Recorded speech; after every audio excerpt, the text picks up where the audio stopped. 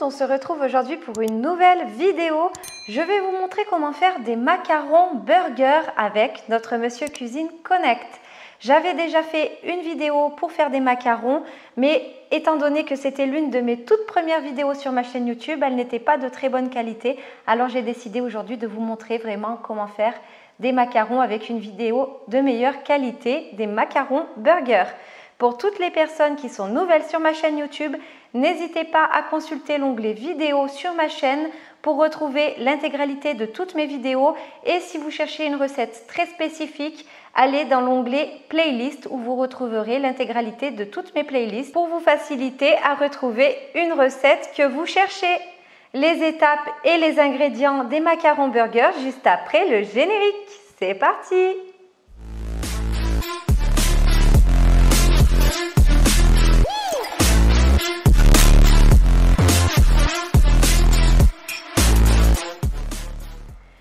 Pour les ingrédients, vous aurez besoin de 55 g de blanc d'œuf à température ambiante. C'est très important. Alors moi, je les ai séparés des jaunes 2 jours à l'avance et je les ai sortis dès ce matin du frigo. Il faut les sortir plusieurs heures en avance. C'est quelque chose de très important pour la recette. Si vous n'avez pas le Monsieur Cuisine Connect, mais que vous avez le Monsieur Cuisine Plus, étant donné qu'il pèse les ingrédients au gramme près, vous aurez besoin de 56 g d'œuf, de blanc d'œuf.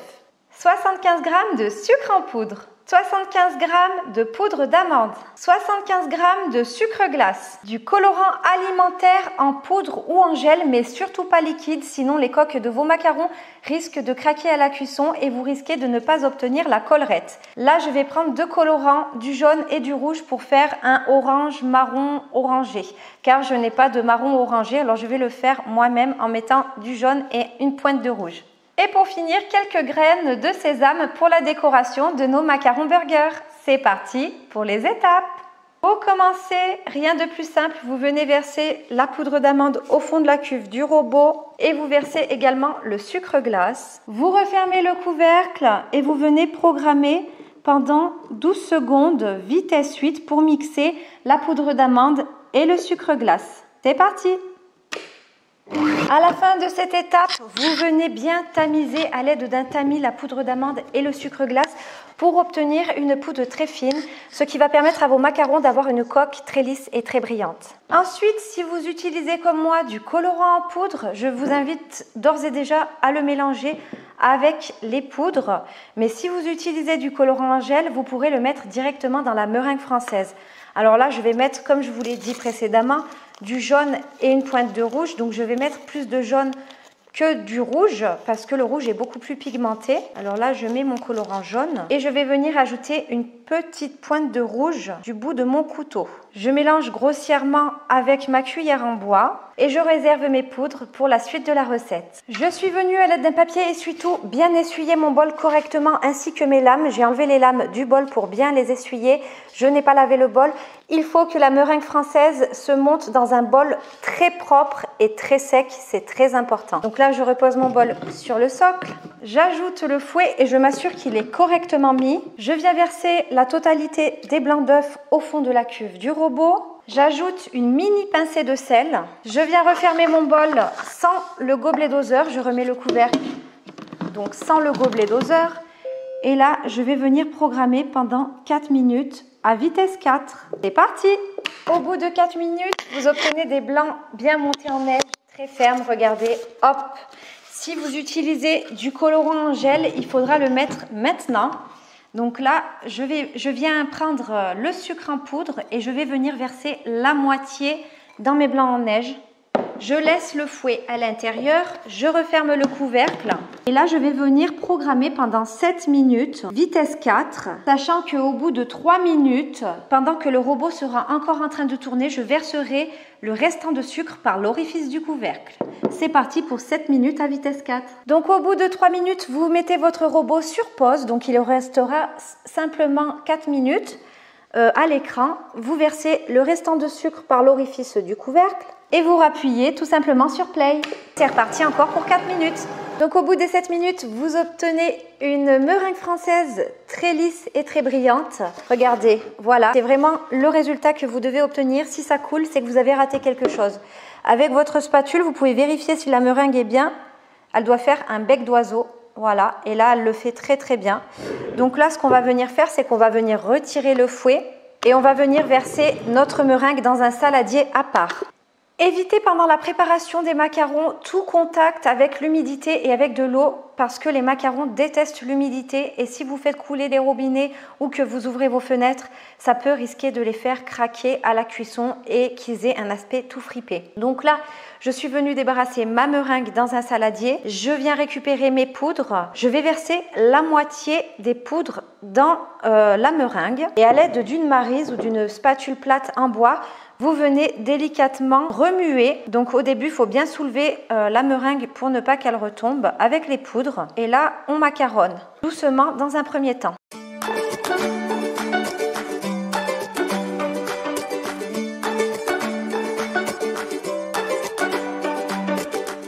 Une fois que vous avez bien mélangé délicatement, vous versez l'autre moitié des poudres dans la meringue. Et là, par contre, nous allons venir écraser la poudre contre les parois du saladier et macaronner jusqu'à obtenir une pâte ni trop liquide ni trop épaisse.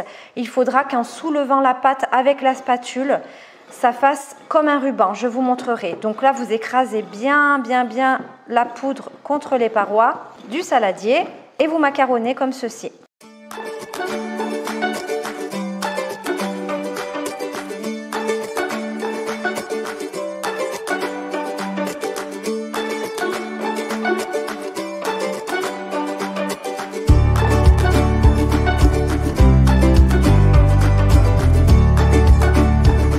Et lorsque votre pâte a cette consistance et que vous levez votre spatule et que ça fait un ruban, vous arrêtez de macaronner, c'est que c'est bon. Et vous pouvez remplir une poche à douille si vous en avez une, sinon vous pouvez prendre un sac congélation. Si vous prenez une poche à douille, vous prenez un embout rond. Voilà, donc moi je vais prendre un sac congélation vu que je n'ai pas de poche à douille. Une fois que j'ai débarrassé ma pâte à macarons dans mon sac congélation, je viens me munir d'une plaque à macarons. Ce n'est pas ce qu'il y a de mieux pour faire des macarons. Le mieux, c'est de poser une feuille de papier cuisson à même la plaque du four. N'ayant pas une bonne poche à douille, je vais le faire avec le sac congélation, donc j'utilise cette plaque, mais c'est vraiment pas ce qu'il y a de mieux.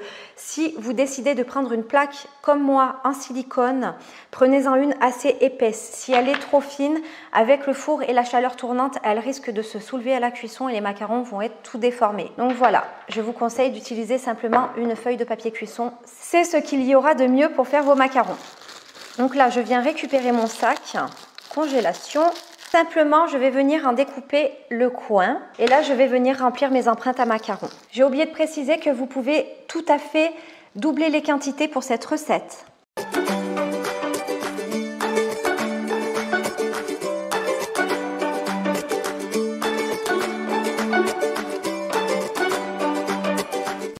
Une fois que vous avez fini de pocher tous vos macarons, vous allez simplement venir prendre votre plaque et la taper plusieurs fois pour faire remonter les bulles à la surface, pour obtenir des très belles coques à la cuisson. Une fois que vous avez fait cette opération, vous venez prendre les graines de sésame et vous venez parsemer vos petits macarons comme des petits burgers.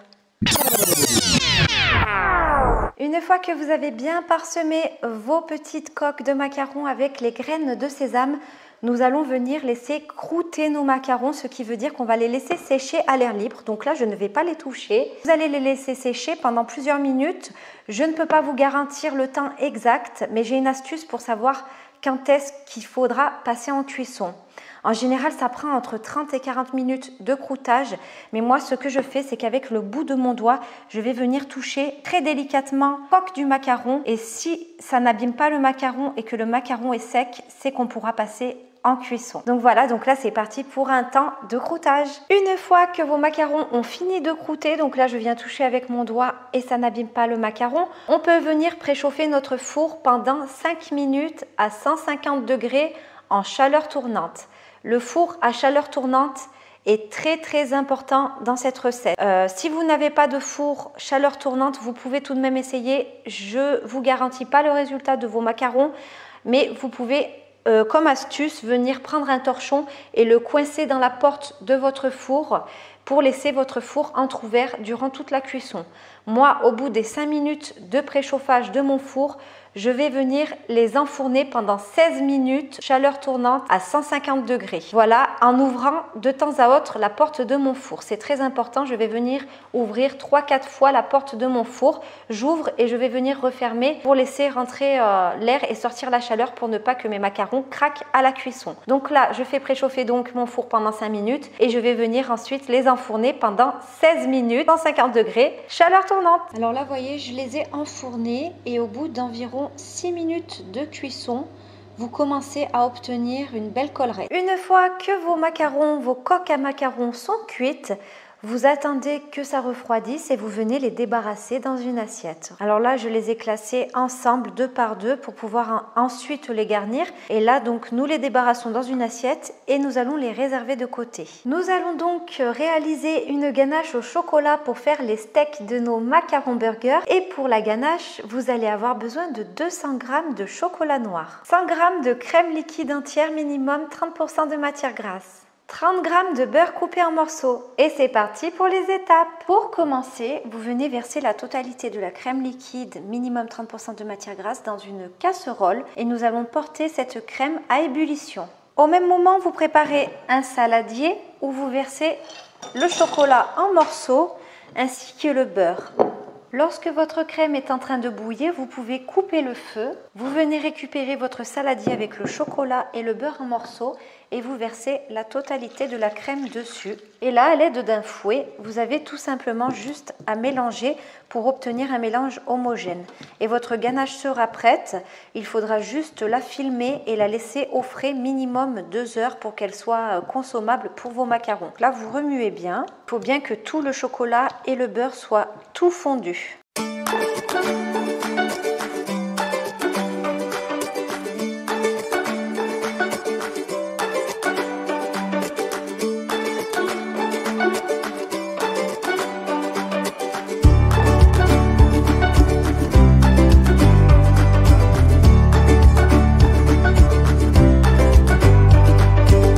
Après 2 heures au frigo, ma ganache a parfaitement durci.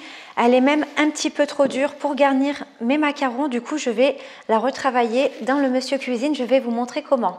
Vous ouvrez le couvercle et vous venez transvaser votre ganache à l'intérieur de votre robot. Alors, c'est un petit peu dur, ça a bien durci. Vous venez ensuite ajouter le fouet au fond de la cuve et vous vous assurez qu'il est correctement mis. Vous refermez le couvercle de votre robot. Vous enlevez bien le petit gobelet doseur et là vous allez programmer pendant 1 minute à vitesse 4. C'est parti! Alors au bout des 1 minute, c'est pas tout à fait bien monté, il y a encore des morceaux qui sont un peu compacts. Alors avec la spatule, je pousse vers le fond les morceaux qui sont encore un peu compacts. Et nous allons tout simplement refermer le couvercle et on va venir prolonger encore une nouvelle fois pendant 1 minute à vitesse 4. C'est parti. Une fois votre ganache bien montée, vous venez retirer le fouet et ensuite vous venez transvaser votre ganache dans une poche à douille. Ensuite, nous allons venir garnir nos macarons. Donc, une fois que vous avez bien mis la ganache dans tous vos petits macarons, on va venir les décorer comme un vrai burger. Alors franchement, j'ai préparé du coup des feuilles de salade, des carrés de cheddar, voilà, des petites boules comme des tomates et des canneberges. Donc ça c'est un fruit rouge, une baie que j'ai coupée en petites rondelles pour faire des petits oignons. Alors pour faire la salade, les petites tomates et le cheddar, j'ai utilisé de la pâte d'amande. Je n'en avais pas sous la main, j'ai donc utilisé la recette Coco Mix à la lettre. Je l'ai suivie, elle est parfaite, sauf que j'ai divisé les ingrédients par 2 pour avoir moins de pâte d'amande vu qu'il me fallait une petite quantité.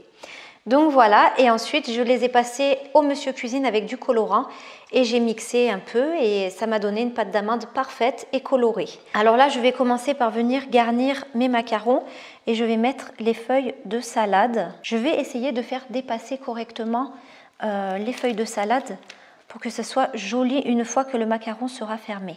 Alors là, c'est le moment où il faut être le plus minutieux en fait. Donc vous venez déposer vos petites feuilles de salade. Ensuite, nous ajouterons les tomates. Je vous montre. En fait, c'est très facile. Étant donné que la ganache se tient très bien et qu'elle n'est pas liquide, c'est parfait. Pour faire les feuilles de salade, vous pouvez très bien utiliser des feuilles de menthe si vous en avez. Une fois que vous avez bien déposé vos feuilles de menthe ou vos feuilles, comme moi, en pâte d'amande, vous venez mettre quelques rondelles de tomates. Alors moi, je vais en mettre que 2 par macaron. Et ensuite, je vais venir ajouter mes petites rondelles en guise d'oignon. C'est des petites rondelles de canneberge, donc c'est des cranberries que j'ai achetées. Et là, je vais venir garnir du coup mes macarons avec. Ça ressemble, quand on les coupe bien en tranches, ça ressemble vraiment à des oignons rouges. C'est sympa, je trouve. Du coup, ça apportera un peu de fraîcheur aux macarons avec un peu de fruits. Et là, vous garnissez. Une fois que vous avez bien mis vos petits cranberries en guise d'oignon, vous venez finir par la tranche de cheddar. Il faut bien la laisser dépasser. Et ensuite, vous avez juste à mettre le petit chapeau du macaron et à légèrement appuyer pour faire ressortir tous les ingrédients du macaron. Mes macarons burgers sont prêts et délicieux. Comme vous avez pu le constater, c'est une recette très facile. Voilà, n'hésitez pas à liker et partager ma vidéo si elle vous a plu. Et abonnez-vous en bas à droite en cliquant sur le bouton s'abonner et en activant bien la cloche pour recevoir les notifications. Commentez dans l'espace commentaire pour me laisser de nouvelles suggestions que vous aimeriez que je fasse avec mon Monsieur Cuisine Connect. Et moi, je vous dis à bientôt pour des nouvelles recettes. Bye!